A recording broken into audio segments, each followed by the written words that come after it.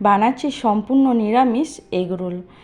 Egg roll বানানোর জন্য সর্বপ্রথম 1 বাটির মতন ময়দা নিয়ে নিলাম। এরপর দিয়ে দিলাম স্বাদ মতো লবণ, 2 চামচের মতন সাদা তেল দিয়ে ভালো করে ময়দাটাকে মাখাতে হবে।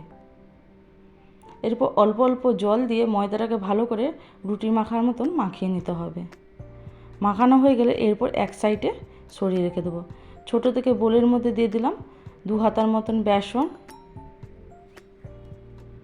আর দিয়ে দিচ্ছি 1 হাতা ময়দা, আর দিয়ে দিলাম 1/2 চামচের মতন বেকিং পাউডার, এখানে বেকিং সোডা আমি দেবো না, আর দিয়ে দিলাম স্বাদ মতো লবণ, ভেজে রাখা জিরে গুঁড়ো 1/2 চামচের মতো দিয়ে জল দিয়ে ভালো করে একটা পাতলা ব্যাটার তৈরি করে নিতে হবে। এটা ডিম দেবো না, সেই জন্য এই বেসনের ব্যাটারটা তৈরি করেছি। এরপর রুটিগুলোকে, লিচিগুলোকে কেটে রুটির মতন ময়দা দিয়ে গোল গোল করে বেলে নিতে হবে এইভাবে। এরপর তাওয়ার মধ্যে রুটিটাকে প্রথমে সেঁকে নিতে হবে। সবগুলো এইভাবে সেঁকে নেব। এরপর ফ্রাই প্যানের মধ্যে দিয়ে দিলাম সাদা তেল, এরপর বেসনের যে ব্যাটারটা তৈরি করেছিলাম দিয়ে দিলাম। এরপর ওপরটা শুকিয়ে গেলে এরপর রুটিটাকে দিয়ে এইভাবে ভেজে নিতে হবে।